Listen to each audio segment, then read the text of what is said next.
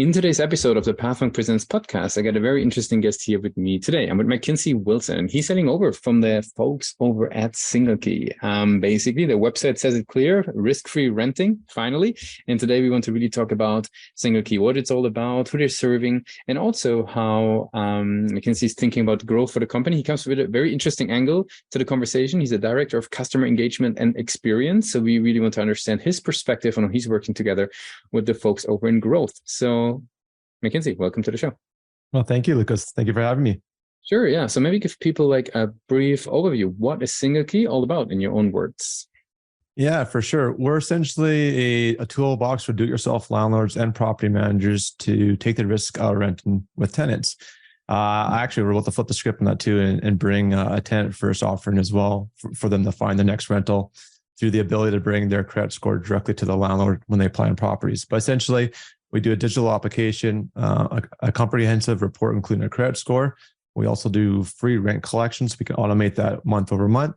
And we have a rent guarantee product as well that is great for both tenants and landlords, because obviously for landlords, it takes the risk out of not getting paid and damages. And for tenants that are perhaps new Canadians or new to the country and don't have that credit score or that history to get selected by the landlord, we give them the ability to get almost pre-approved by going on as a guarantor on the rent guarantee, allow them to get into a property or get ahead of the line. So we do it a few different ways.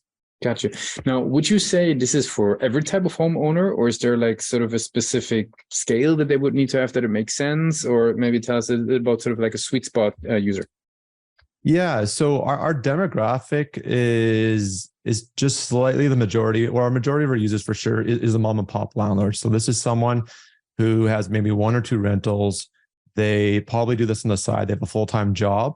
And so we've come in really well. We've streamlined that process, forced best practices in the process to take out the risk for someone who perhaps isn't have all the knowledge as they're again doing this on as a side gig or a hobby. We also have a lot of property managers on our platform too. So these would be our power users that, of course, they do this business day to day. They're quite experienced, and so that's kind of the two narratives we really fit for our customers. And a best practice when you're renting out is that old adage of trust but verify. So you want to get all the information as possible before you make that next selection for a tenant on your vacancy. Mm-hmm. That makes a whole lot of sense.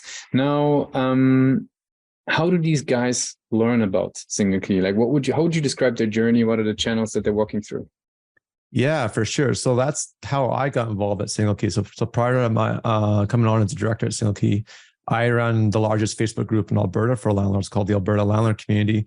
And SingleKey was one of the first partnerships I brought into the community to help out landlords. So I say, definitely a lot of the traditional methods like Google Ads, stuff like that. We're getting a lot of traction, ranking high for our keywords for sure. And we have a whole content strategy we can dive into as well. But really, word of mouth through these focus groups. So mostly right now, most landlords in Canada are in local Facebook groups across the country and provinces. And just through being a part of those communities, working on education and best practices, we really fit that narrative well. And we've just grown really organically on those points. Mm-hmm. That makes a whole lot of sense. Now, what role would you attribute to the website in their journey? How do you think about the page? Like what, when it comes to customer experience, like what role does it play? Yeah, so the websites are, we're all online. We're a tech company, prop tech, and our online presence is our real estate. It's our retail storefront. So it's not only critically, it's the most key piece of our journey. So the ability for someone to log in within seconds, see clearly what we offer, and navigate easily through it without any friction points is what we focus our attention around. So almost every click they take in that process and the time to navigate through the website is all critically measured to minimize that, so we're not losing drop off. Very cool.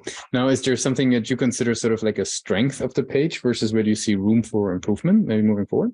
Yeah. So if we look at our competitive landscape, traditional methods of getting a credit score on a tenant usually required the property manager or the landlord to collect an application from the tenant, whether it be paper, PDF, Google form, or another online form, take and copy and paste the information into another form where you pay for a click to pull a credit score through Equifax or TransUnion which is our two major credit bureaus here in North America, and hopefully get a hit to get that information. Our process takes a kind of completely different take of it. We don't even involve the landlord in that application process. The landlord sends a link to the tenant after the viewing. The tenant can go on from their phone, from their computer, whatever's convenient, and fill out information. We also have the ability to pick and choose which fields are required. So if you're in a market where there isn't a lot of demand and it's tough to find a tenant, you might turn off some of the required fields to streamline and have less friction and get in a completed application. Or if it's the opposite, where it's a high demand market and there's lots of tenants, you might turn on more of those fields so you can get more information to make that informed decision. So the ability to do all that and have the tenant fill out the information and not the homeowner or the property manager is critical, because they know their information best. They'll fill it out without making any mistakes. Gotcha. Very cool. So very frictionless experience for them. Now, let's talk a little bit about sort of the role of the director of customer engagement experience. Like, what does it entail? Like, how should people imagine the role? Yeah. So my role fits into, so I take lead on content. So we have a whole content team that works.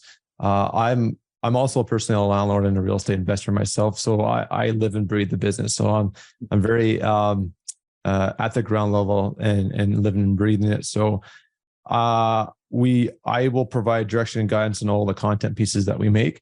I also am the voice of the customer that sends back for the customer, for the company. So I try to go through and listen.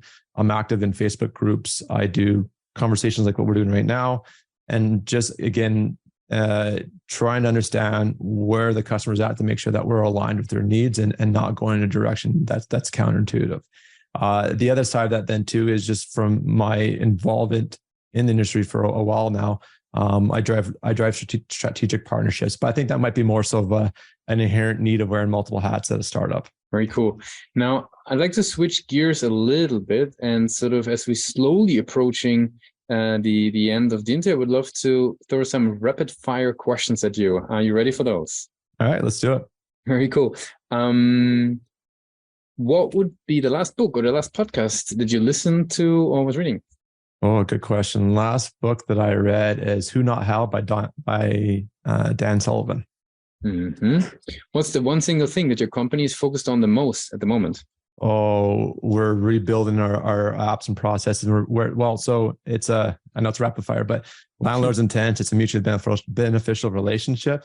We started on the landlord side because inherently they have a higher risk profile and the need to mitigate that. But now we're switching to a tenant first offering. Gotcha. What will be, and so does that mean, for example, also the website will switch sort of the persona, or will it be sort of still the same? Yeah. So we started out, and I mean, that's going back to our tagline, taking the risk out renting. It is, meaning it can be from both sides. Mm-hmm. We've started out servicing the landlord first just because it was a national start for the company, mm-hmm. but really to really serve this industry well, there's risk on both parties. So now we're going to start tailoring content directed to tenants and give them the tools. So the next time they go and find a vacancy or go find the next rental, they can do it with confidence and get into a place that fits their needs.